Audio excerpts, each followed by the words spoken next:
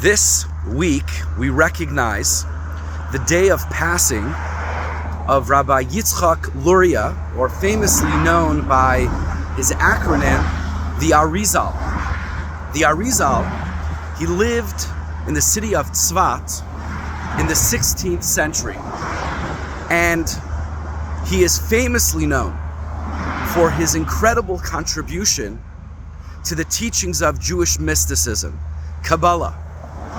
His great contribution was how he codified and made systematic the deep teachings of Jewish mysticism that, until he came around, was very difficult for the regular person to understand the teachings of Kabbalah. And although he passed away at the young age of 38, after only teaching publicly Jewish mysticism for 2 years, the Arizal changed the world. And we are so grateful for his contribution, because regular people like me and you, we can now appreciate and understand these great Kabbalistic teachings.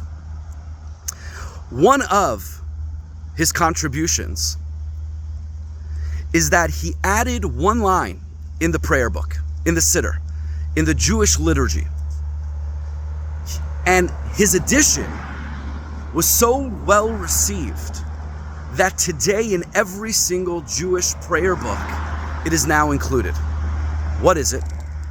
He added that before prayers begin every single morning, he wanted that every single person should make a daily declaration which says, "I hereby take upon myself the positive mitzvah to love every fellow as myself."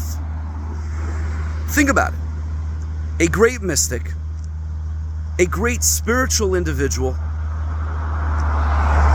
what's his cornerstone contribution to daily prayer in the Jewish tradition? Is making an announcement that I take upon myself the positive mitzvah to love every fellow as myself.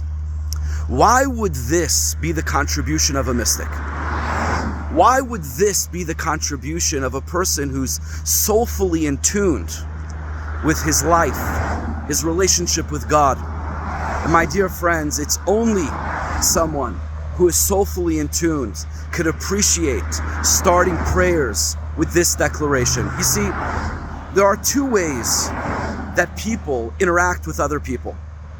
One is in a bodily way, and one is in a soulful way. There's one where we engage with people in very external ways, and there's another way that it's very soulful. Allow me to explain. Most people naturally engage with others based on what the other person gives to them. This other person is funny, I want to be with them. This other person is interesting, I want to be with them. This person may be handsome, beautiful, I want to be with them. This person has a comfortable life, I want to be with them. Most people judge the other person based on the externalities, what the body shows, the exterior, and based on similar interests, similar hobbies. That brings people together. Now, what would happen in these relationships if, let's say, God forbid, the person stops being funny, stops being interesting, stops looking handsome or beautiful, so on and so forth? All of the things that brought you together. If some of the external elements start going away, it would get in the way of the relationship.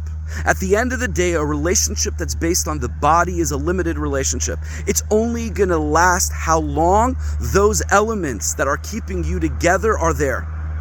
If a person wants to have a love, a connection with another that is forever and that is available to every single human being, this is only if the love is built upon a soul love. When a person recognizes that every single human being has a soul, and a soul is a spark of God. This is the great equalizer. And when you look at this person and that person and that person, yes, from the body's perspective, they all look different. But from the soul's perspective, it's all the same. It's all a part of the one God. And if I'm soulfully connected, if the glasses that I wear are focused on soul, neshama, then I can love and see value in every single person. The great way to discover for a person, if they're soulfully focused, if they're spiritually anchored, is how their love is for everyone. If a person is able to love every individual, even when the external elements may not be so that shows that for this person, their soul is primary and their body is secondary. So of course, a Kabbalist like the Arizal that was so soulfully engaged, he understood that the first step before going into a soulful prayer experience, do I love everyone? And to accept upon myself the commandment to love everyone. And I can only fulfill this mitzvah if my soul is primary. And that's what I notice first in every single relationship. My dear friends, let's be blessed with a soulful day, which translates into loving every individual just like we love ourselves.